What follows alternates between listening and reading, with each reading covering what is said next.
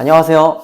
차사로가자의 윤사로입니다. 오늘은 차량을 구매하실 때 일반 할부와 유예 할부 요 두 가지에 대해 알아보려고 하는데요. 일반 할부는 대부분 다 알고 계시겠지만 유예 할부에 대해 아직은 생소해 하시는 분들도 많이 있으셔서 한번 영상을 다뤄보려고 하는데요. 예를 들어서 BMW는 스마트 할부, 벤츠는 슈어 할부, 아우디는 바이백 할부, 이렇게 다양한 금융상품이 있는데 이 유예 할부가 뭔지에 대해 비교 설명을 드려보겠습니다.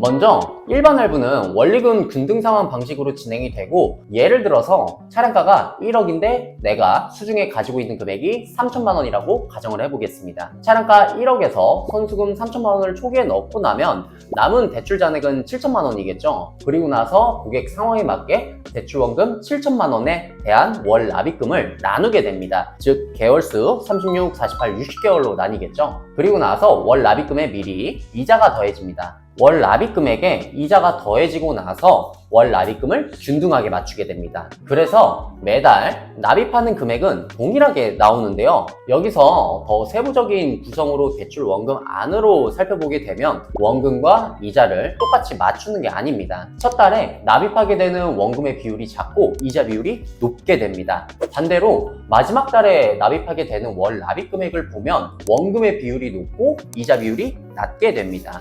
이걸 원리금 균등 상환이라고 하는데요. 그러면 왜 이렇게 만들어 놓았을까요? 당연히 금융사가 바보가 아닌 이상 이렇게 만든 이유가 있겠죠. 이유는 고객이 원리금 균등 상환으로 잘 이용을 하시다가 중간에 고객이 목돈이나 상환 능력이 생겼을 경우 대출 금액을 상환하게 되면 당연히 손해를 볼 수 있겠죠. 그래서 최대한 초반에 이자를 크게 만들어 놓은 다음 갈수록 원금의 비율을 높여가면서 상환하실 수 있는 방식으로 구성해 놓은 상품입니다. 한 가지 더, 상환 시 손해가 크니까 금융사에서 만들어 놓은 중도상환 수수료가 있겠죠. 대부분 금융사는 중도상환 수수료 2% 정도로 봐주시면 될 것 같습니다. 그래서 일반 할부는 이렇게 진행이 된다라고 쉽게 이해하시면 좋을 것 같습니다. 간단하죠? 유예 할부는요, 쉽게 풀어보면 대출 금액을 유예시키는, 즉 일반 할부에 잔존가치라는 게 더해진 상품으로 봐주시면 됩니다. 잔존가치는 나중에 인수, 반납, 재할부를 할 수 있는 선택형 상품인데요. 예를 들어서 차량가가 일반 할부와 똑같이 1억이라고 가정해 보겠습니다. 선수금 역시 3천만 원이라고 해볼게요. 일반 할부는 대출 금액 7천만 원을 나눠서 갚는 반면에 스마트 할부는 잔존가치가 추가가 됩니다. 자, 그럼 예시로 차량가 1억에 선수금 3천만 원, 대출 원금 2천만 원, 잔존가치는 5천만 원으로 가정한다면 잔존가치는 계약 만기 시 나중에 내가 갚는 금액입니다. 자, 여기서 그럼 어떻게 납입이 되는 시스템이냐? 차량가 1억에서 선수금 3천만 원을 넣었고 잔존가치 5천만 원을 유예시켰습니다. 그러면은 남은 금액이 2천만 원이죠. 이 대출 금액. 그럼 이 잔존가치에 대한 이자가 또 있습니다. 쉽게 풀어보면 2천만 원에 대한 원금 플러스 이자, 거기에 잔존가치 이자를 더해서 붙이는 셈이죠. 그래서 유예 할부를 실행시키면 만기 전 대출 원금과 잔존가치 이자만 상환하기 때문에 월 납입금은 낮아짐과 동시에 부담 없이 월 이용료를 낼 수 있습니다. 그래서 결론은 선수금 3천만 원과 대출 원금 7천만 원에 대한 원금 플러스 이자를 동시에 갚는 게 아닌 대출 원금 2천만 원에 대한 원금과 이자, 그리고 잔존가치 5천만 원에 대한 이자를 갚는 거다. 그래서 월 납입금이 대출 실행금액 2천만 원으로 잡히기 때문에 월 납입금액이 낮아진다로 이해하시면 좋을 것 같습니다. 그래서 일반 할부와 유예 할부를 동시에 총 이자 비용과 구매 비용을 계산했을 때 당연히 유예 할부가 일반 할부에 비해서는 더 비싸게 구입을 하게 되는 거겠죠. 자, 그러면 잔존가치에 대해서 설명드려 볼게요. 잔존가치는 줄여서 잔가라고 많이들 얘기 들으셨죠? 이 잔존가치란 내가 탈 차량에 대한 차량가의 현재의 가치보다 미래에 낮아져 있을 자동차의 가치를 정해진 기준표로 미리 산정한 가치를 잔존가치라고 합니다. 이 잔존가치의 역할은 내가 정해진 구간 내에서 잔존가치를 직접 설정을 한 후에 월 납입금을 결정하실 수 있고요. 잔존가치 설정에 따라서 금리와 이자도 변동이 생깁니다. 이 잔존가치는 캐피탈사마다 정해진 기준점이 있습니다. 그래서 그 안에서 잔존가치를 설정을 하게 되는데요. 이 두 가지만 기억해 주시면 됩니다. 잔존가치를 올리게 되면 월 납입금은 낮아지게 됩니다. 반대로 금리와 이자는 올라갑니다. 즉 만기 시 내가 설정한 잔존가치 자체도 갚지 않은 대출원금으로 봐주시면 됩니다. 잔존가치를 낮추게 되면 월 납입금은 높아지게 됩니다. 반대로 금리와 이자는 내려갑니다.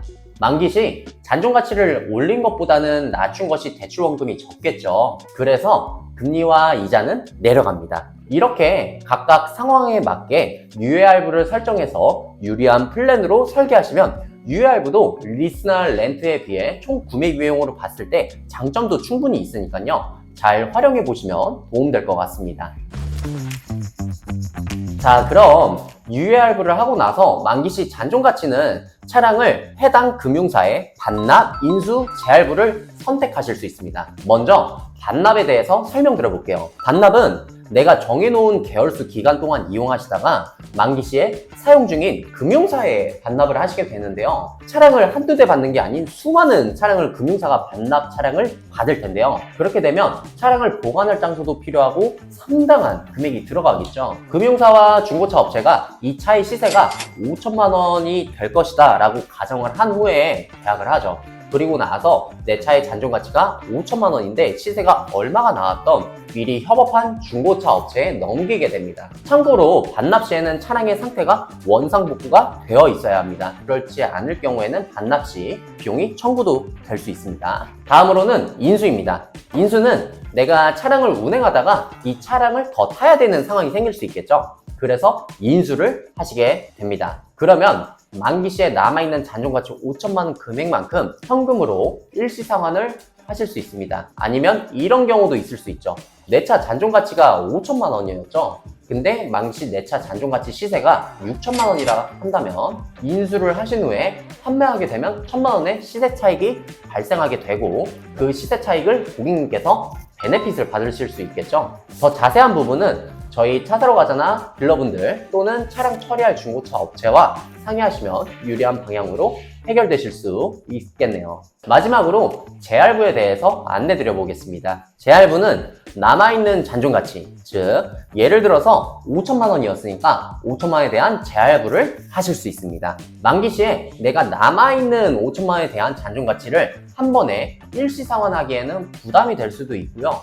아니면 사업자금 운영을 위해서 목돈을 굴릴 수 있는 상황이 올 경우에는 재할부를 하실 수 있겠죠. 대부분 유예할부는 해당 금융사, 이금융 캐피탈사를 말하게 되는데요. 재할부를 하실 경우에는 해당 금융사와 정해진 금리와 이자, 월 납입금이 그대로 이어가지는 게 아닙니다. 만기 시점 기준으로 금리가 변동이 되고요. 금리가 더 높을 수 있고 계열수와 금리가 다시 재설정하게 된과 동시에 월 납입금도 변동이 됩니다. 그래서 재할부 하실 수 있는 분들을 위한 팁을 여기서 알려드려 보려고 하는데요. 바로 대환입니다. 먼저 남아있는 잔존가치 금액만큼을 1금융권으로 대환을 하실 수 있는데요. 당연히 2금융권 캐피탈보다는 1금융은행권 금리가 훨씬 낮을 수 있기 때문에 남아있는 잔존가치를 1금융권으로 대환해서 내가 원하는 계열수로 재설정을 하신 후 낮은 금리로 이용하시는 게 유리하기 때문에 대환하시는 걸 추천드릴게요. 중도상환이나 대환은 대부분 상환 또는 대환 수수료 2%입니다. 마지막으로 고객님들께서 궁금해하시는 기준과 BMW 전직 딜러였을 때 많은 질문을 받았던 Q&A 몇 가지만 짧게 정리해서 안내드려 보겠습니다. 네, 맞습니다. 인수하시게 될 경우 잔존가치 금액을 납부해서 인수하셔야 되고, 만약에 반납을 할 경우엔 잔존가치나 중고차 시세 또는 거래 중인 금액은 신경 쓰지 않으셔도 됩니다. 애초에 장가 금액 기준으로 계약했기 때문에 시세가 어떠하든 해당 금융사가 책임을 지게 됩니다. 네, 맞습니다. 잔존가치를 낮추게 되면 월 납입금은 당연히 올라가지만 금리와 총 이자는 더 낮아질 수 있고요. 반대로 잔존가치를 올리게 되면 월 납입금은 낮아지지만 금리와 총 이자는 더 올라가게 됩니다. 네, 정해져 있습니다. 잔존가치라는 게 들어가면 유예할부나 임대상품이 리스와 동일하게 잔존가치 비율과 선납금 비율 합산해서 총 100%가 넘어갈 수 없습니다. 예를 들어서 잔존가치 60%, 선수금 41%, 합산 101%이니까 100% 이하로 진행이 됩니다. 네, 맞습니다. 당연히 할부와 같이 대출 실행 금액으로 잡히는 게 맞고요. DSR에도 영향이 미칠 수 있고요. 주택담보대출 관련해서도 영향을 미칠 수 있습니다. 아닙니다. 말 그대로 본인 소유로 차량 구매를 대출을 일으켜서 진행한 부분이기 때문에 만기 시 남아있는 잔존가치 금액에 대해서는 추가로 취득세 비용이 들어가지는 않습니다. 네, 가능합니다. 할부 또는 유예할부로 구매하셔도 자동차 구매 비용에 대한 매년 감가상각비를 통해 비용 처리 받으실 수 있습니다. 다만 나중에 차량을 되파실 경우 경비 처리 시 계산서 발행을 하실 수 있기 때문에 정확한 부분은 할부가 유리한지 리스 렌트가 유리한지 포괄적으로 확인을 해주셔야 하고요. 가장 중요한 건 담당 세무사와 자세한 상의를 하신 후 진행하셔야 합니다. 오늘은 이렇게 일반 할부와 유예 할부에 대한 주제로 영상을 다루어 보았는데요. 요새 각 브랜드마다 저금리 유예 할부 또는 무이자 유예 할부 상품이 많이 나와서 정말 메리트 있는 상품인지에 대해 비교 설명을 드려서 많은 분들께 알리고자 영상을 찍게 되었습니다. 차량 구매 진행하시려는 여러분들께서 일반 할부가 유리할 수도, 아니면 유예 할부가 유리할 수도, 아니면 리스 또는 렌트가 유리할 수 있으니까요. 이 점 잘 확인해서 모두 현명하게 차량 구매하셨으면 좋겠습니다. 추가적으로 궁금하신 사항은 하단에 고정 댓글 링크 걸어 놓을 테니까요. 오늘 영상이 도움이 되셨다면 구독과 좋아요 꾹 눌러주시면 감사드리겠습니다. 다음 영상도 많은 기대 부탁드리며 이상 차 사러 가자의 윤사로였습니다. 감사합니다.